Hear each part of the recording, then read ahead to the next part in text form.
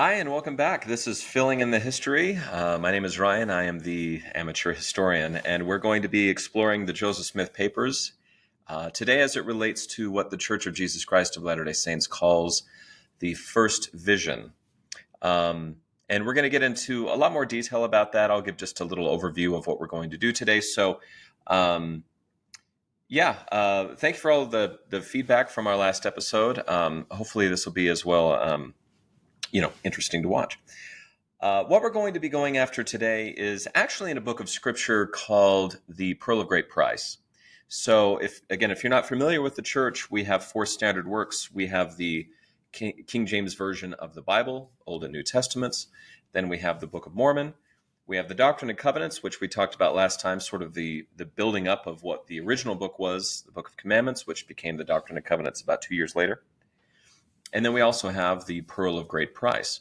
And in the Pearl of Great Price, we have a collection of excerpts of other things that Joseph Smith did. So these are not sections of the Doctrine and Covenants. They are translations are a part of this. So you have the Book of Moses, which is a translation of the Book of Genesis that Joseph Smith did. You have the Book of Abraham, which is quite a fascinating story, but that's actually translated from ancient papyri that came into Joseph Smith's hands.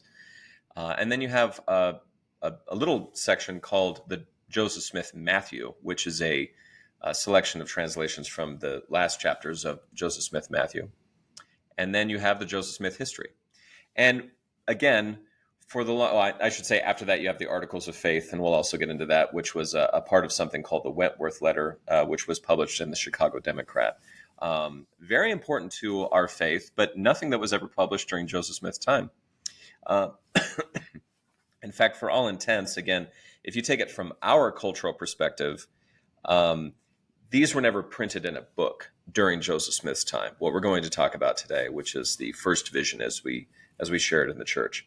The version that was used for a long time, once again, in the history of the church, this is my little paperback volume that I got some time ago.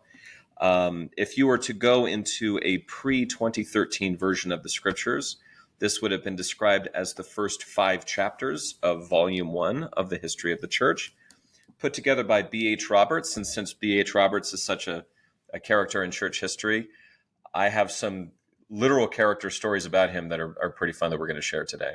So we're going to lead up to what brought about this version that we use all the time, this one that's in the Pearl of Great Price as well as in the History of the Church.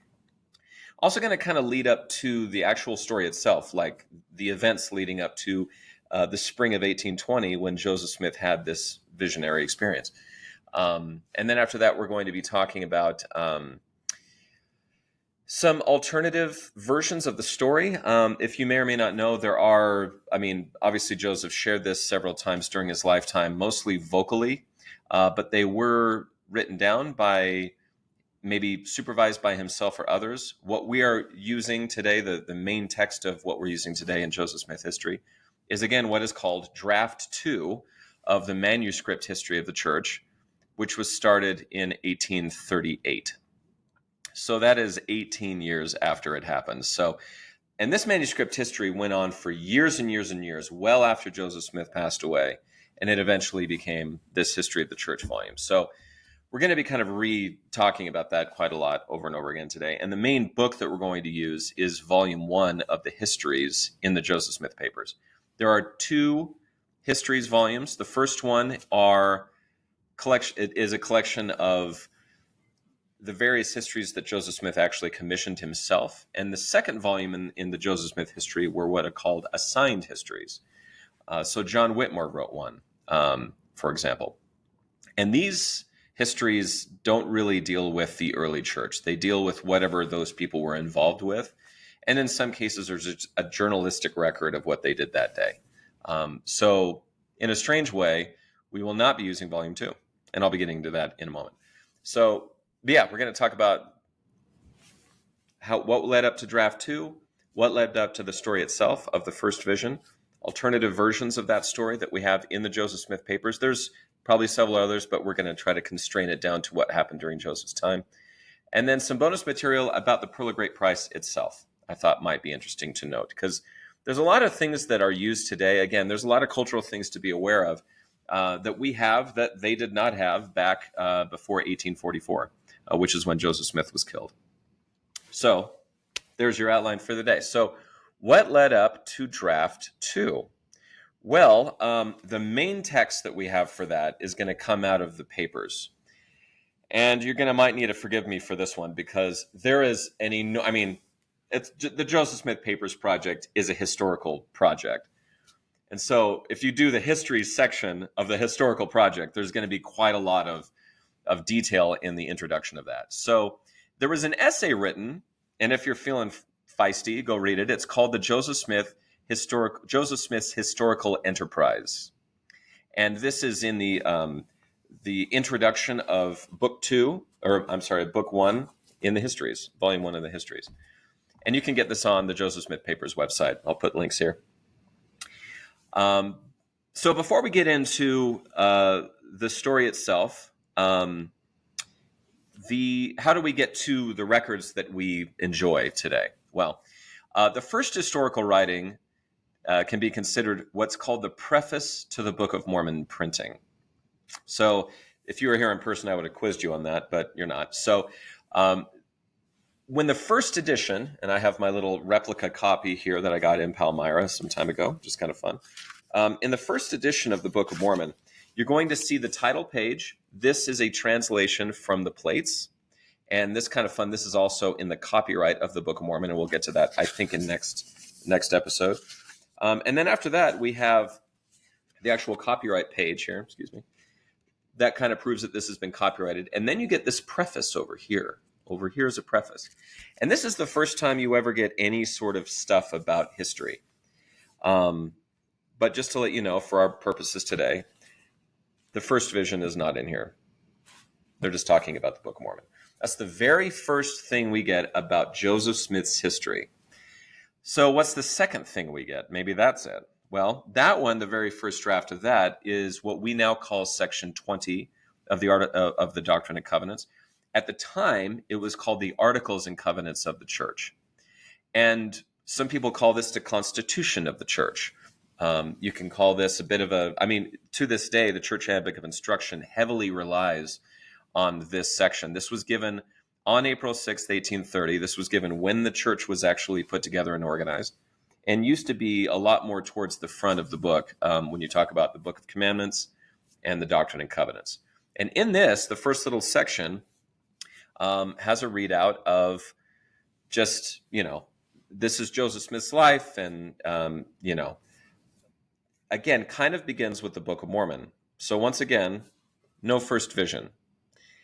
In fact, I'll just let you know, there is no first vision account in the Book of Commandments at all. There is no first vision account in the Doctrine and Covenants 2 years later at all. And as far as I know, even the 1844 edition, which was printed after Joseph Smith was killed, even that one did not have a first vision in it. And any Latter-day Saint that should make sense to us. We've never put the first vision in the Doctrine and Covenants. It's always been in the Pearl of Great Price, at least in living memory. So that's that. So at the beginning, though, especially very early on, there is a commandment. In fact, you can see here, the big old letters on this revelation says, this is a commandment. And this is sort of the famous phrase of, thou shalt keep a record. There is a commandment here, and this was done during the organization of the church. And the struggles of getting these histories going should be noted. So one of the main things that might be critical, and again, it makes a lot of sense, I'm not actually trashing on it at all, it does make sense, is that the first vision is purported to happen in 1820, spring of 1820. Joseph Smith is 14 years old at the time. 1827 is when we start. So 7 years later, we start getting the Book of Mormon going. The Book of Mormon's printed in 1830. So Joseph Smith is now 24 years old, which makes me feel like a total loser from my early 20s. But whatever, we're not going to judge.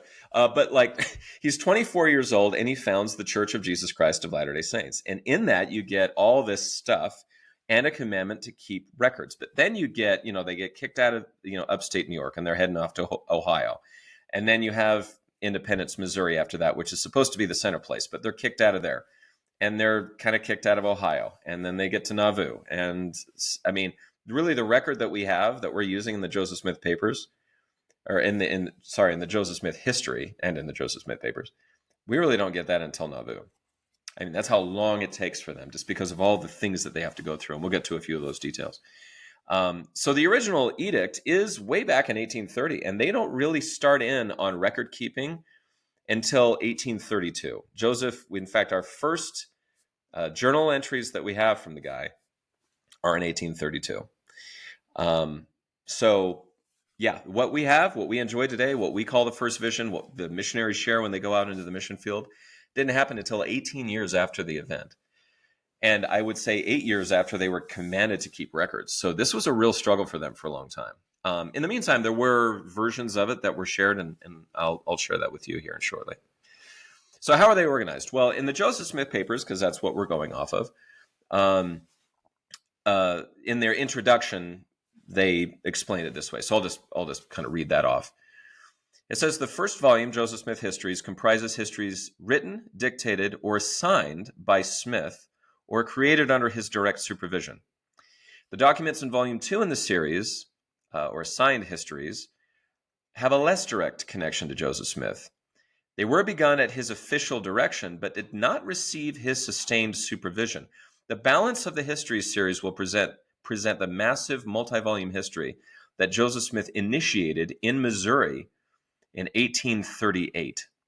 And that church historians concluded in Salt Lake City in 1856, more than a decade after Smith's death.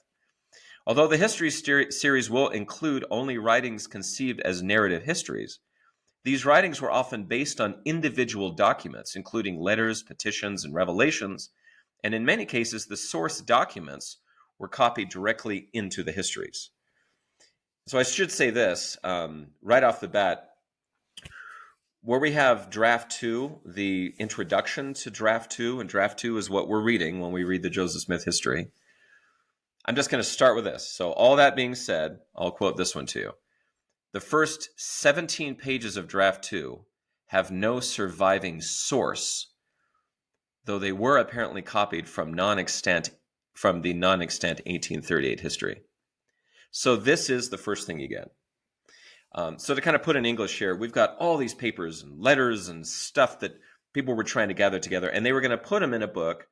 And the idea is that they make what's called a fair copy, and it would be really easy to read so that a printer could print it.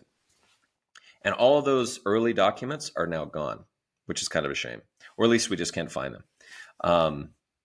So 1838 rolls around, and I just thought this was an indication of what starts this whole thing. This is again from Joseph Smith's Historical Enterprise out of the Joseph Smith papers. It says here, quote, turning from his campaign to publicize and seek redress for Mormon suffering in Missouri, Smith devoted 5 days in June and 3 more days in July of 1839 to a renewed focus on what his journal called simply history. He enlisted his scribe, James Mulholland, to take dictation and called on Newell Knight, an early convert to Mormonism from Colesville, New York, to assist in reconstructing events in upstate New York. Further work was forestalled by other concerns, including a local malaria epidemic and the departure of members of the Quorum of the 12 for a mission to the British Isles. So just time after time, it's not just persecution. It's kind of a famous story, the malaria outbreak. They call it the Day of God's Power. A lot of people healed by the priesthood in their journal entries and whatnot. But yeah, things like that. Oliver Cowdery wrote a history for a bit that we'll get to in a second. And he gets called away, and then somebody else gets called away, and then there's an outbreak, and then they have to move. And a lot of things forestalled this. So moving on to what we actually use today, what we call Draft 2. 2 extant manuscripts resulted from Mulholland's work with Joseph Smith. The 1839 draft and the start of the large history manuscript. So the 1839 draft, designated Draft 1, written on 25 pages of a makeshift gathering of paper, was likely composed to pick up the story where the non-extant 1838 history ended. It begins immediately after the baptism of Joseph Smith and Oliver Cowdery in May of 1829, and concludes in late September 1830. Mulholland's inscription in the large history manuscript occupies 59 pages, what we call Draft 2, and begins at Joseph Smith's birth in 1805. Beginning with May 1829, where the 1839 draft starts, the large history manuscript appears to be an edited copy of the draft. The draft and Mulholland's portion of the large history manuscript end at the same point. With the September 1830 Conference of the Church, the original source for the pre-May 1829 material in the large history appears to be the non-extant 1838 Smith-Rigdon manuscript. Thus, Mulholland copied first the Smith-Rigdon manuscript, or Joseph Smith may have dictated a revised version, and then copied the 1839 draft, thereby creating the large history volume, a seamless narrative. That's a ton of data. So I've got a chart. This is a chart out of the Joseph Smith papers. And then we have this nice, I like this one. This is a nice way to go. This is a filial relationship of histories. And shouldn't we all have filial relationships with our histories? But this is, what did what and who did why. And I'm going to just put this in. And if you want to take a look at it, that's what it is. But needless to say, tons of stuff bringing together to try to put it into one place. And that one place wound up being these drafts that we're using. And it wound up being the history of the church, which once that was published under B.H. Roberts, that was what we used for a long time. And there was an enormous amount of work put into that. So in 2013, when they decide to basically just not quote the thing anymore, it's really not to discount the history of the church, because a lot of the section headings that they changed really didn't change. They just kind of took away that reference from the history of the church. We saw that in section 1. But this Joseph Smith papers is just so much more robust and so big, and it's not just what they could carry with them, but it's, again, all over the place around the world. That's why it was sort of taken away. But all that to say, in the Joseph Smith papers, if you look at Histories Volume 1, you're going to see 3 columns. And it's kind of funny. The first column, which is Draft 1, is completely blank until well after the first vision, well after the Book of Mormon, well after John the Baptist, and then we get to the baptism of Joseph Smith and Oliver Cowdery. So it's blank for a long time. Like, all of that is more or less lost. So then we have Draft 2, which is the very, very earliest version of this that we have. And we still have that original handwriting of it, thankfully. That is apparently, from what I'm reading here from this essay that was written in the front of this volume, is basically Sidney Rigdon and Joseph Smith sat down and wrote down their story. And the fair copy of it, the best copy of it that we have, is what we now call Draft 2, which was written by James Mulholland. And if you don't remember from last time, James Mulholland actually passed away of a stroke in the middle of this project. Most of the pages, in fact, all of the pages that are applicable to what we call the first vision, and a lot of that Palmyra's story and all those things that happened there, were actually written by James Mulholland's hand. Later on, it was taken over by Robert B. Thompson, and then a whole other family took it over, the Corey family. So Howard Corey took their versions and wrote Draft 3. So we got 1, 2, 3 drafts. And what's nice in the Joseph Smith Histories Volume 2 is they put them in columns, and you can just kind of read them side by side. And for the most part, they're done that way because the stories are basically the same. There's a couple of wording changes, but you can tell like they were just basically copying over words into what's called a fair copy so they can print them off. So again, filial relationships, chart 3, look those up if you want to.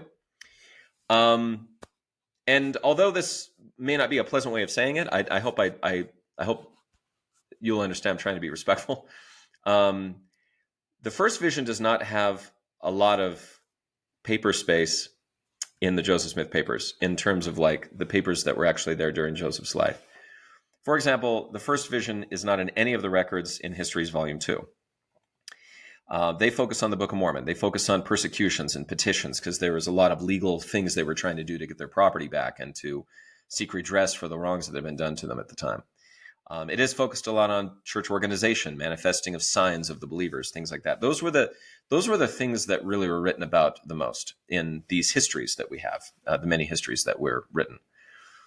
So then I thought to myself, well, okay, if I look in the first volume of our document series or the first volume of the journal series, right? If we go back to kind of before these manuscript papers were written. But no, there is no mention of the first vision in Documents Volume 1 of the Joseph Smith Papers. There is no mention of the first vision in Journals Volume 1, and there are more than one journal volumes represented there. So really, that was it. In fact, if you'd like to know, and I just think this is kind of fun, the first ever journal that we have in Joseph Smith's own hand was written down on 28th of November, 1832. And what's fun is that, as you can see, the first page he sort of writes down, hey, I bought this last year, basically. I bought this in 1831, and now I'm going to write it in. This is Joseph Smith's own handwriting, which is kind of fun. And you can see here, either his handwriting is huge or the book is small. But yeah, it takes up a lot of space. And I love the first entry. I'm kind of going off on a tangent here, if you don't mind. The first entry of his journal is this. This day I have spent in reading and writing this evening. My mind is calm and serene, for which I thank the Lord. And I think that's actually rather touching. If you know anything about Joseph's life, and for the children that he buried and the times that he had to move and the times that he spent in jail, the fact that his first entry says that he's calm and serene, I think is actually rather nice. So maybe more touching for a dork like me that's read all these books. But anyway, I thought that was a good way to start a journal. So yeah, the blessing on you. May your journals always start in the same way. So here's a fun fact. So the book that we get this from, I'm going to say this again with all due respect. This draft 2, the owing to the many reports that have been circulated, and the first vision, what we now use as the Joseph Smith history, what was in the history of the church, ladies and gentlemen, might have been an afterthought. So we get this book. This is the history book that it was actually written in. So this was not a collection of papers like draft 1 was. But from 1834 to 1836, this book was actually written in the hand of Oliver Cowdery. And if you want to know, we can skip forward to, he talks a lot about, maybe it's stuff that they want printed in the magazines, in the publications of the time, like, the Evening and Morning Star, the Messenger and Advocate, or whatever it may have been. And so you get a lot of, it's kind of a letter book style, like, okay, I'm going to write a letter to somebody, and then I'm going to make a copy of it and write it here as well. And just as a note, like the first part of the book that we're taking draft 2 from was actually written by Oliver Cowdery. A lot of it is, again, Book of Mormon and Oliver's experience and church organization and persecutions and things like that. And if you would like to know, in the Pearl of Great Price, at the very end of this story, at the end of the Joseph Smith history story, there's the famous, maybe I shouldn't say famous, but there is the account of Oliver Cowdery's version of this. So the Joseph Smith history is obviously from Joseph Smith's point of view. And then you get one from Oliver Cowdery's point of view. So, and this is talking about the translation of the Book of Mormon. It's talking about the restoration of the priesthood from John the Baptist and the baptism that they had. And it famously begins, "These were the days never to be forgotten." And if you'd like to know, here it is. This is where it is. The earliest version of that statement is written in this history book that was crafted. Another version of this that we have in the summer of 1832 is an actual account written in Joseph's own hand. If you'd like to know, Joseph actually did take a whack at not only writing in his own journal, which was later written by others mostly, but he also had a hand in writing his own history. So I'm going to tease you for a second. I just talked about the Oliver Cowdery book, but I'm going to go back. Here's draft 1. It is a non-bound collection of 25 pages, with 11 of those pages being blank. And this is that draft 1 that I was talking about, which basically, in the book anyway, when they put them into columns, is blank all the way through to the baptism of Joseph Smith and Oliver Cowdery. So there is no first vision here. In fact, it says the title of the work, if you will, right up at the top here, is Scriptures on Covenants. Okay? And it actually begins with a few lines from the translation of the Bible that Joseph Smith was doing in the book of Genesis. And if you know anything about that, that's actually what we now call the Book of Moses. That was later compiled in what's called the Book of Moses. So draft 2 contains what the Joseph Smith history publishes. What they did, and I love this, they took Oliver Cowdery's book, I kid you not, they flipped it over vertically, and they started from the back. So Oliver Cowdery wrote for a little while, And then when he was gone, they said, well, we have some pages left over, but they didn't want it to seem like a continuation of Oliver. So they flipped the book over on its backside and they started from there.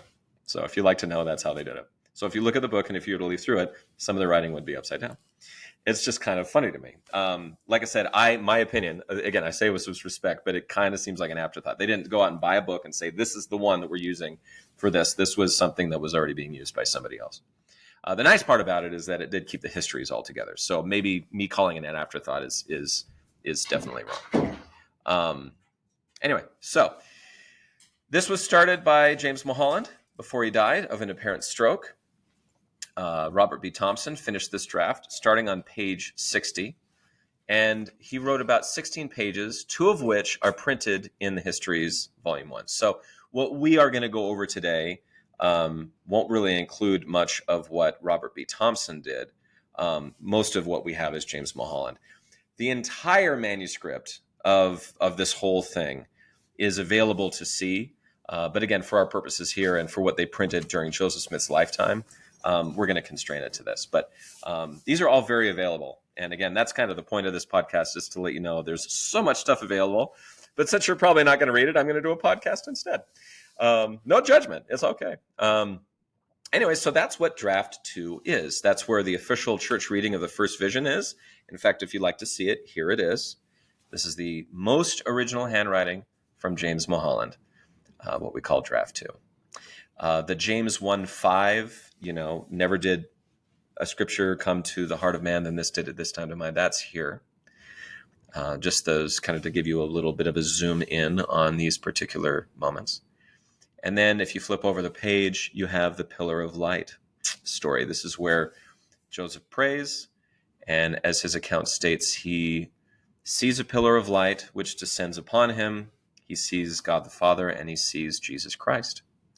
And they explain to him, I love it. He says, well, the reason why I came here is to ask you about which church I should join. So that's, that's all more or less the same. So that's where they are. We get another draft from a man by the name of Howard Corey. And his is what's called Draft 3, very, very similar. And in fact, a lot of people call this the rough copy because I think it was just his first go at it. And so there's a lot of kind of scribbles on it. And you can kind of see that here. There is also Draft 4, which they call the fair copy. And we'll get into the subtle differences there a little later on. But these are all the things that brought together what we now consider Joseph Smith history. What a lot of people have seen in perhaps missionary tracts for the first vision, what we have used in film depictions of the first vision. The church has actually put out quite a few.